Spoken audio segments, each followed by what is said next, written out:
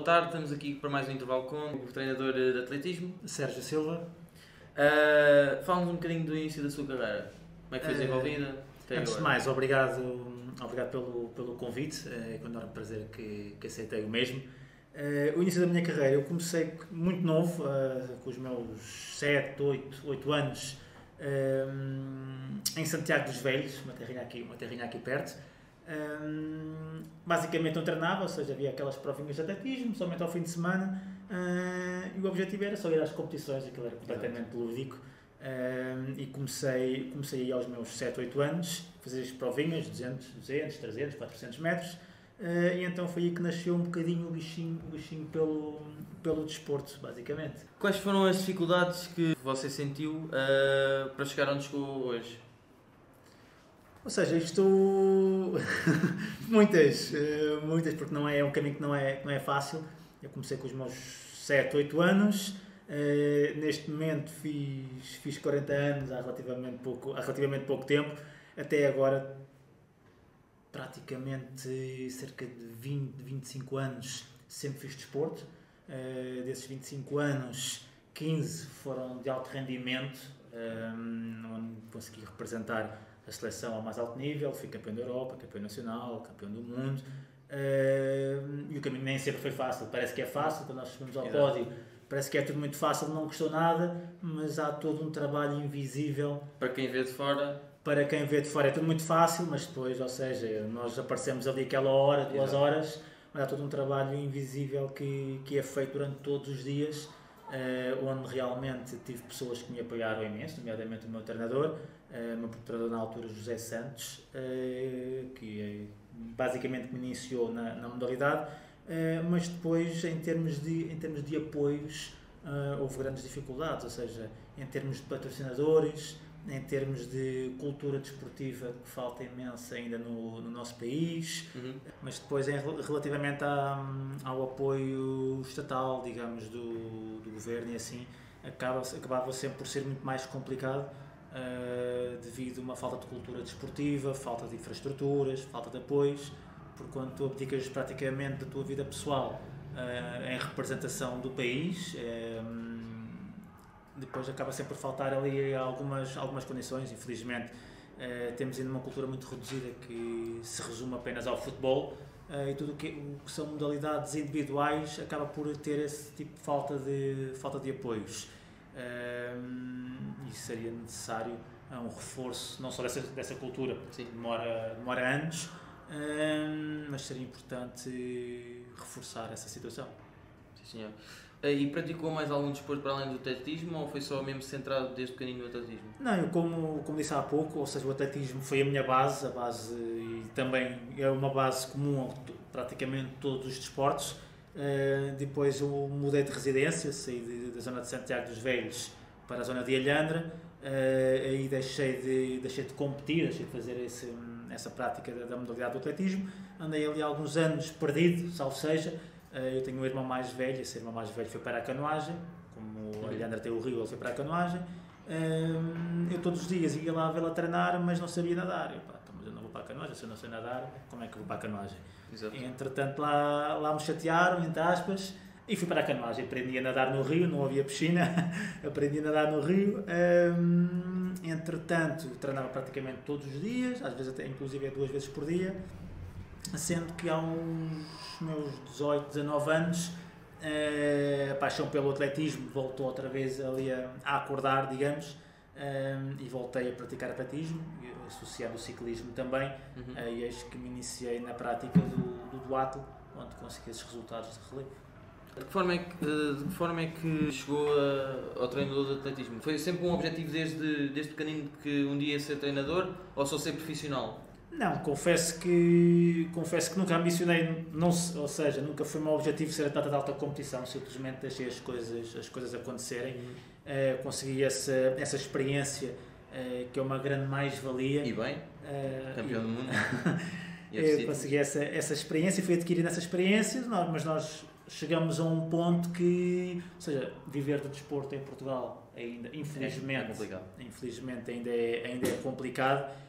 Deixei de competir ao mais alto nível, No entanto, ou seja, ali o bichinho pelo treino e a partilha de conhecimentos fez com que fosse abraçando o facto de ser treinador de atletismo, treinador de duatlo e triatlo. Fui pesquisando, fui procurando e é um enorme prazer que tenho em poder partilhar essas experiências e esses conhecimentos que fui adquirindo. É uma grande mais-valia que me enche o coração poder partilhar isso com os mais novos. Exatamente. Quais são as principais dificuldades como treinador aqui do clube? Como treinador, eu estou relativamente aqui há bastante pouco tempo, ou seja, há cerca de um mês e meio mais ou menos. Sempre tive o Arrodense como um clube de referência na região, e eis que quando me surgiu o convite, quase que aceitei de imediato vir aqui para o Arrodense com boas pessoas. Felizmente já estive noutros clubes, antes de estar aqui estive no Clube de Futebol Os Belenenses.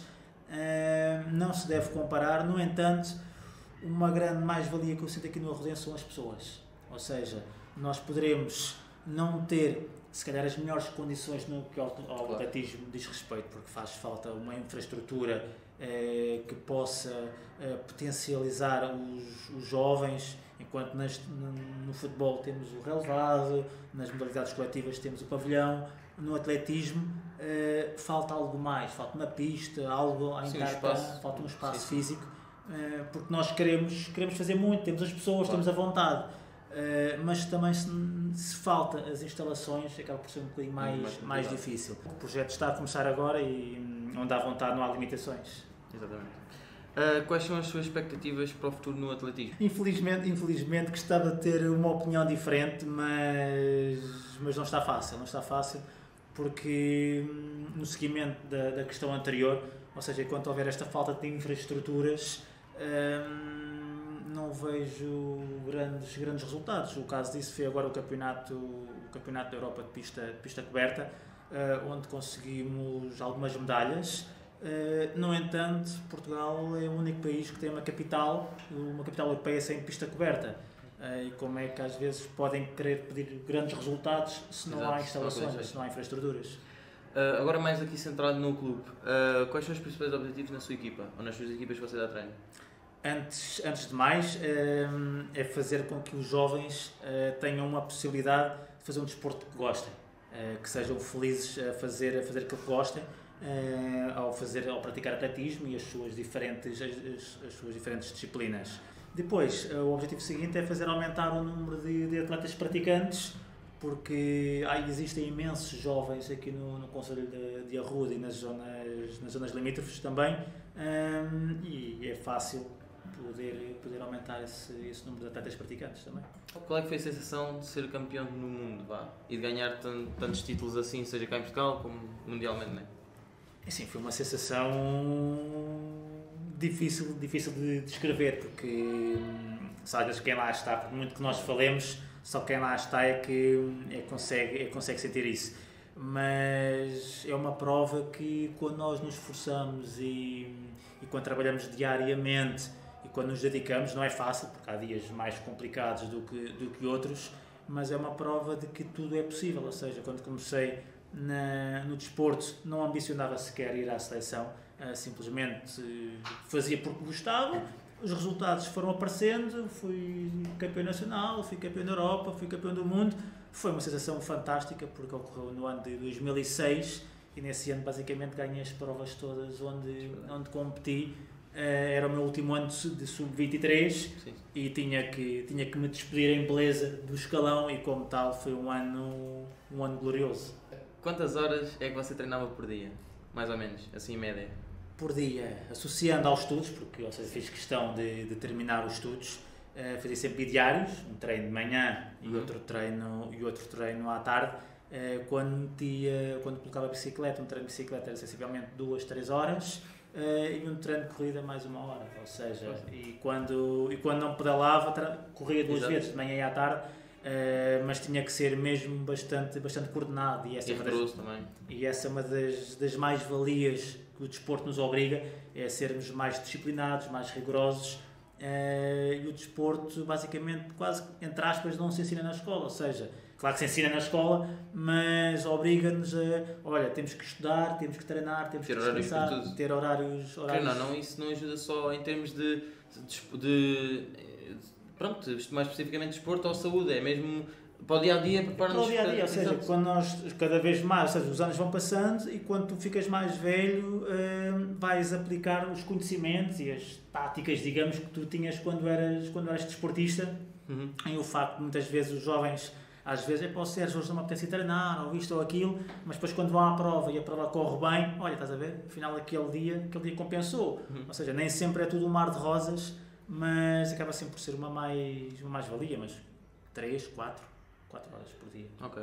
Qual é a mensagem que gostaria de deixar aos futuros atletas? Que façam aquilo que gostem, pratiquem. Não é sempre um mar de rosas, como acabei de dizer, mas acima de tudo divirtam-se, porque depois o resto vem por acréscimo. Ou seja, se todos os dias nós formos jogar, formos correr, formos saltar, com o nosso melhor, se todos os dias nós dermos um bocadinho o nosso melhor, depois no final, quando chegarmos à competição, ou mesmo que não haja competição, seremos pessoas certamente mais felizes.